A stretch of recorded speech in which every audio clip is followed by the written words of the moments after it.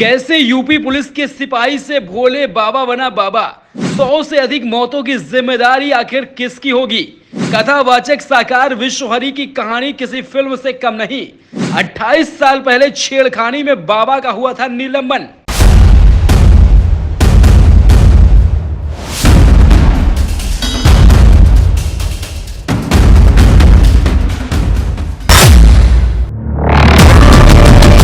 उत्तर प्रदेश के हाथरस जिले के सिकंदराराव इलाके के पुलराई गांव में आयोजित एक सत्संग में मची भगदड़ से अब तक 122 लोगों की मौत हो चुकी है।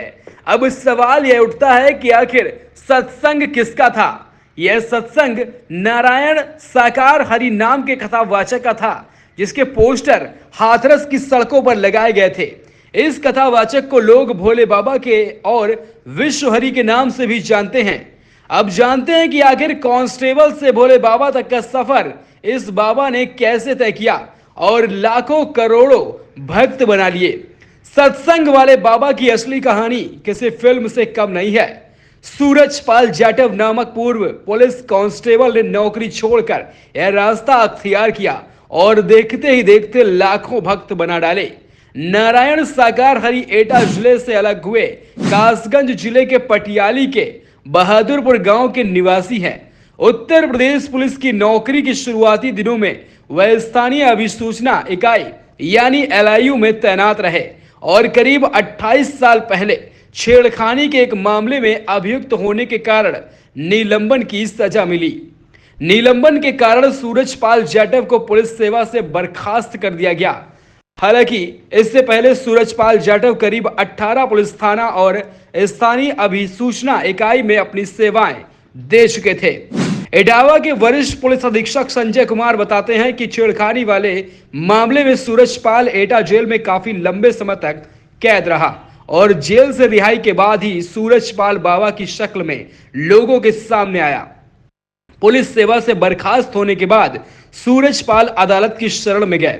फिर उनकी नौकरी बहाल हो गई, लेकिन 2002 में आगरा जिले से सूरजपाल ने वीआरएस ले लिया। पुलिस सेवा से मुक्त के बाद सूरजपाल जाटव अपने गांव नगला बहादुरपुर पहुंचे, जहां कुछ दिन रुकने के बाद उन्होंने ईश्वर से संवाद होने का दावा कर दिया और खुद को भोले बाबा के तौर में स्थापित करने की दिशा में काम शुरू किया। कुछ सालों के अंदर ही उनके भक्त उन्हें कई नामों से बुलाने लगे और इनके बड़े बड़े आयोजन तक शुरू हो गए, जिनमें हजारों की संख्या में लोग शरीक होने लगे। उधर इटावा के वरिष्ठ पुलिस अधीक्षक संजय कुमार ने बताया कि 75 साल के सूरजपाल उर्फ भोले बाबा 3 भाई हैं। सबसे बड़े सूरजपाल हैं, दूसरे नंबर पर भगवान दास जिनकी मौत हो चुकी है, जबकि तीसरे नंबर पर राकेश कुमार हैं, जो पूर्व में ग्राम प्रधान भी रह चुके हैं। इस बात की पुष्टि हुई है कि अपने गांव में अब बाबा का आना जाना कम ही रहता है। हालांकि बहादुरपुर गांव में उनका चैरिटेबल ट्रस्ट अब भी सक्रिय है।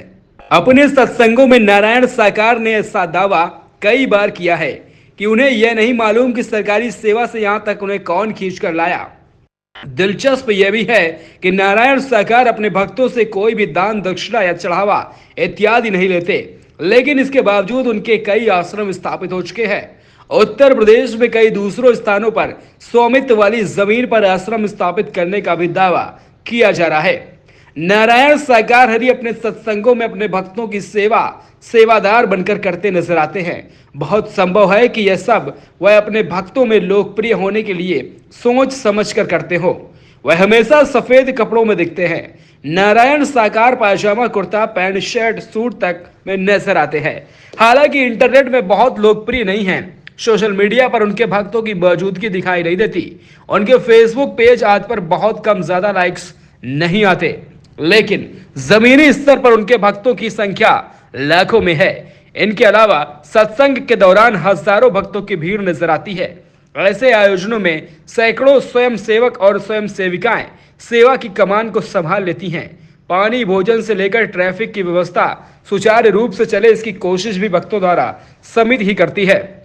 यूपी पुलिस सेवा से क्षेत्राधिकारी के रूप में सेवा मुक्त हो चुके रामनाथ सिंह यादव बताते हैं कि भोले बाबा का आज से 3 साल पहले इटावा के नुमाइश मैदान में 1 माह तक सत्संग समागम का आयोजन हुआ था।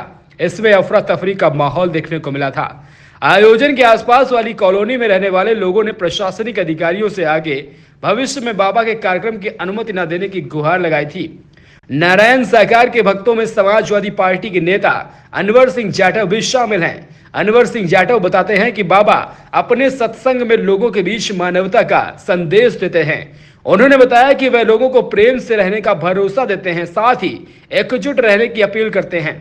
अनवर सिंह जाटव के मुताबिक नारायण सरकार अपने सत्संगों में मोबाइल के प्रचलन की आलोचना करते हैं। जाटव के मुताबिक जहां जहां प्रवचन होता है वहां एक कमेटी का गठन किया जाता है और कमेटी के सभी लोगों को जिम्मेदारी सौंप दी जाती है सत्संग को सफलतापूर्वक संपन्न कराने की। कमेटी के सदस्य आपस में चंदा इकट्ठा करते हैं और कार्यक्रम का आयोजन कराते हैं। इटावा में मानव मंगल मिशन सेवा समिति के बैनर तले सत्संग का आयोजन हुआ था।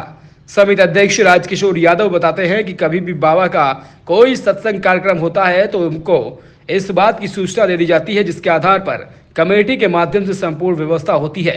तो आखिर इस तरीके से बाबा ने एक पुलिस कांस्टेबल से भोले बाबा तक का सफर तय किया है। क्या कुछ सोचते हैं आप साकार विश्वहरि उर्फ भोले बाबा के बारे में, हमें कमेंट बॉक्स में जरूर साझा करें। अगर आपको वीडियो अच्छा लगा हो तो इसे शेयर सब्सक्राइब करना ना भूलें।